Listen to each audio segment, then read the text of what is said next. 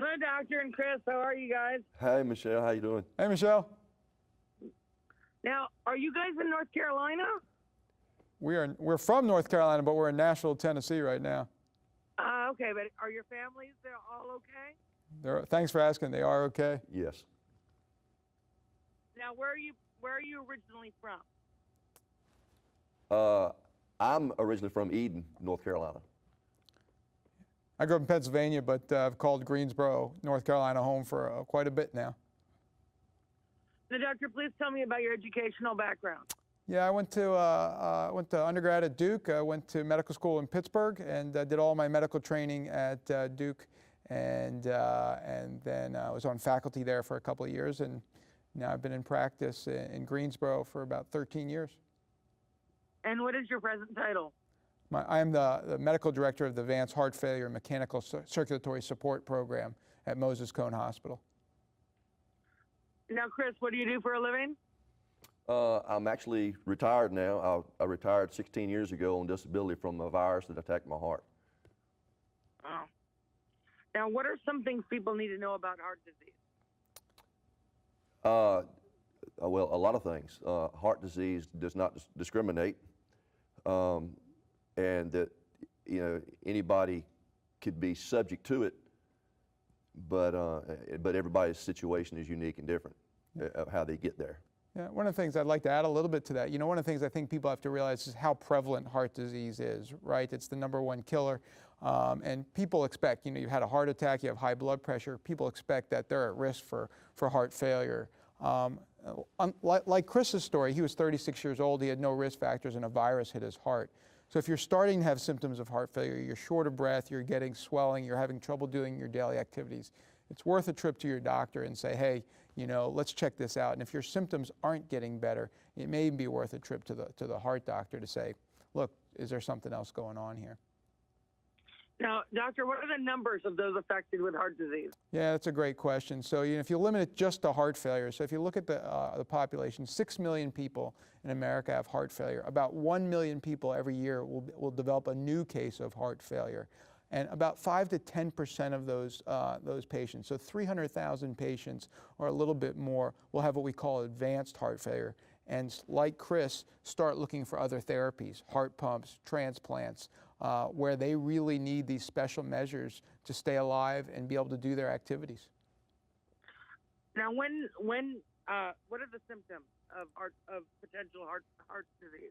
Yeah, I think as Chris outlined a little bit, and I'll let him talk about it a little bit more, the most common symptoms are fatigue doing your daily activities, shortness of breath with your daily activities. We see swelling in the ankles, but also people sometimes have insidious symptoms.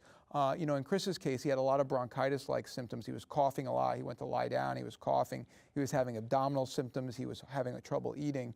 And I'll let Chris elaborate a little bit on it about some of the symptoms he had. Yeah, so my symptoms were mimicking bronchitis, colds, reoccurring colds, over and over again, frequent visits to the doctor for treatment, never getting anything healed up. And then weakness, lots of coughing, hard to walk across the floor without giving out of breath. At that point in time, that's when I really knew that there was something wrong, and I really needed to seek more help from the doctors. Now, does heart disease affect more men than women? That's an interesting question. I think we've always kind of said heart disease is really a thing that really strikes men in larger proportions, but you see that there's sort of a bimodal effect. Men tend to get heart disease earlier, but later in life, women are as affected, if not more affected than men. So, we see a lot of females of all ages having heart disease. So, it's a terrible thing to see a woman say, look, I'm short of breath, I have this, it can't, I'm 40 years old, it can't be my heart. People need to get away from that. This can happen to anyone at any time. Who is at risk for heart failure? Once again, the people who are at risk for heart failure are people who've had heart attacks in the past, people who have high blood pressure. Those are people that we understand that are high risk, people with diabetes. But as Chris's case really illustrates very well, everyone's at risk for heart failure. And if you're having those symptoms, you need to go get checked out. You know, we've had athletes, very, very well-conditioned athletes come in with these symptoms and find out that their heart has been really stricken. So I would encourage everybody, if you have the symptoms and they're not going away, go get checked. Now, what are some of the new treatment options? You know, fortunately, 90% of people with heart failure can be treated with medicines. We have newer and newer medications that are coming out, make people feel better, live longer. We're really doing very well. So when you hear the term heart failure, it doesn't mean that we're going to take you like Chris and pull you in and put a heart pump in you and then eventually get you to transplant. Most of the time, we're going to be able to do the job with medicines. But for that 5 or 10% of people who really have advanced symptoms like Chris had, you know, then we do have these new heart pumps. There's several types of new heart pumps, and obviously we have transplant. Now, being a donor is something you put on your driver's license, something a lot of people don't think of. What does it entail? You have to be healthy in order, you have to be dead, I guess, to be a donor, but are there any requirements? Yeah, I mean, I think the first thing about being a donor, and there are requirements, and I think people shouldn't really get caught up in that. I think what people should get caught up in about is, look, you can do something really great for someone else.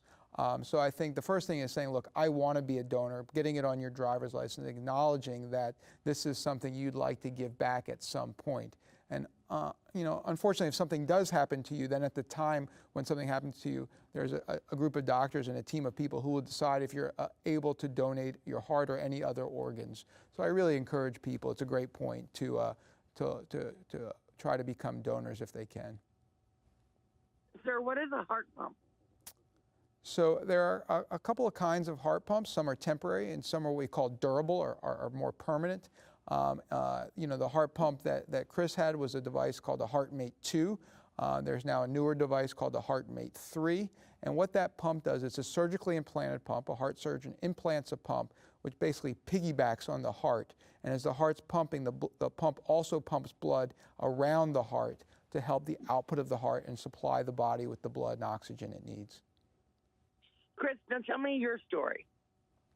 My story started back in 2002 when I was 36 years old. I had a virus attack my heart. I initially spent 16 days in ICU. I eventually got out of the hospital and recovered. And for 16 years, I lived with heart failure, but didn't really give it much thought. Never really used the term heart failure back then. But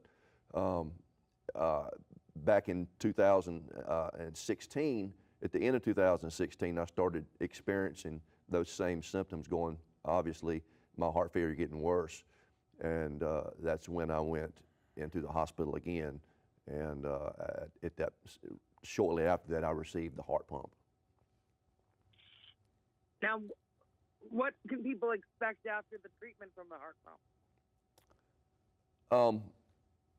From my experience, being in the hospital, the recovery process is a little tough.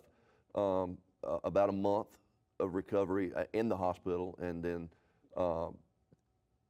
after you get out of the hospital, once I got home, I was like, you know, I was taking off. It took me about 6 months really to come alive, but after that, I was back. I was doing normal stuff. I was actually able to spend time with my grandkids, which is very important, and go back to singing and playing music is what I do, and so it was a hard process to recover from to start off with, but after you got through the initial 6 months, then recovery really started. Where can people go to get more information? Abbott has a website called HeartMate.com, and it's packed with all kinds of information about that, and also you can also see a video of my story as well on there. And doctor, is there anything else you'd like to add?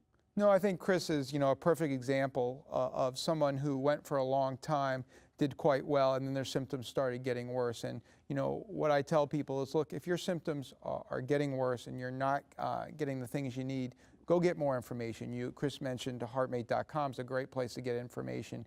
But there are about 200 centers around the country that specialize in advanced heart failure, implant these pumps, can refer for transplant. If you're not getting the answers you need, you know, go seek a specialist and see if we can help you. Great. Well, thank you very much. Good luck to both of you guys. Great. Thanks for your time. Thank you. That was great, mate.